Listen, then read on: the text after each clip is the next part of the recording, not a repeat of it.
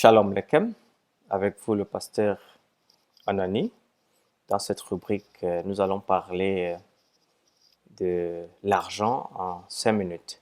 L'argent, on dit, n'a pas d'odeur, l'argent ne fait pas le bonheur, l'argent provient de, l'argent coule à flot, l'argent finance, l'argent manque, l'argent sert à payer, l'argent finance, l'argent circule.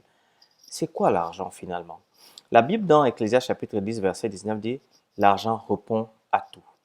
Alors, en hébreu donc, le terme kesef qui apparaît 400 fois vient d'une racine verbale kasaf qui signifie se languir de, désirer, soupirer après.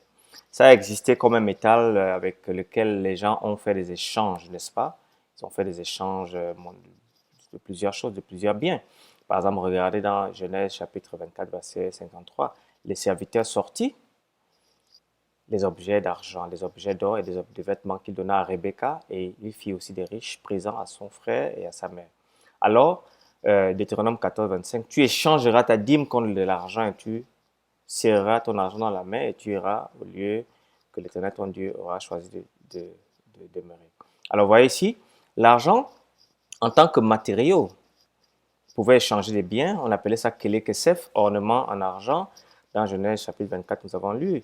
En général, il a fait office de monnaie, pas de monnaie au sens propre du terme, mais comme moyen d'échange. On appelait ça cycle ou talent. En Genèse chapitre 31 également, vous avez, on pesait ça en pleine valeur d'argent. Genèse 23, verset 9 également. Il y avait des pièces d'argent, dans Genèse 44, verset 25, kesef kippurim, argent pour expier le méfait, pour expier le péché. Dans le grec du Nouveau Testament, par contre, même dans l'Ancien Testament, nous avons autre chose.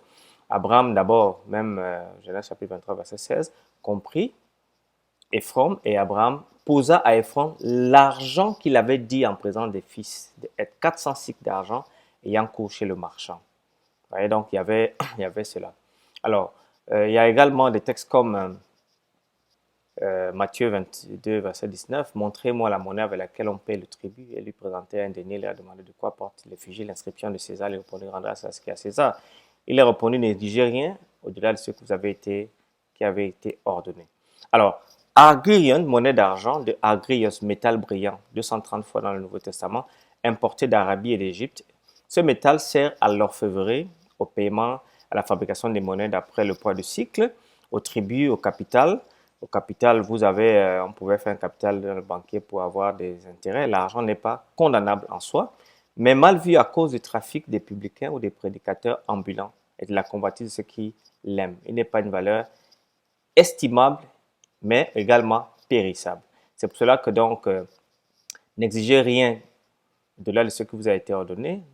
Des soldats aussi lui demandaient à nous, que devons-nous faire? Il a répondu, ne commettez ni extorsion, ni fraude envers personne et contentez-vous de votre solde. Alors, Timothée dit qu'à l'amour de l'argent est une racine de tous les maux et quelques-uns, en étant possédés, se sont égarés loin de la foi et se sont jetés eux-mêmes dans bien des tourments.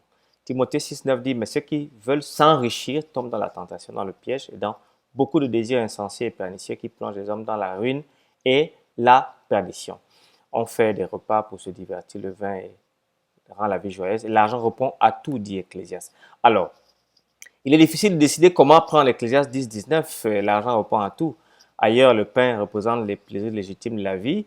On dit ici que l'argent est la réponse de tout. Cela ne doit pas nous surprendre.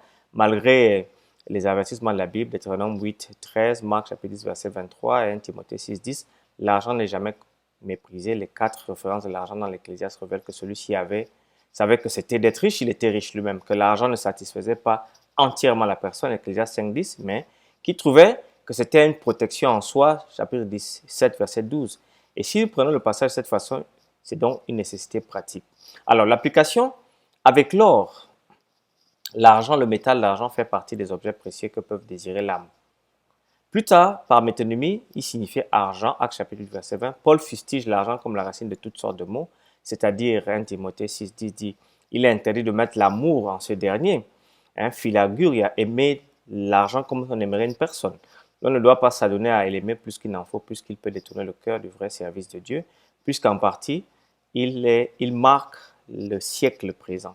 Selon ce que Paul dit, recommande aux riches du présent siècle de ne pas être orgueilleux, de ne pas se mettre leur espérance en des choses périssables, richesse incertaine, mais de la mettre en Dieu, qui nous donne avec abondance toutes ces choses pour que nous en jouissions.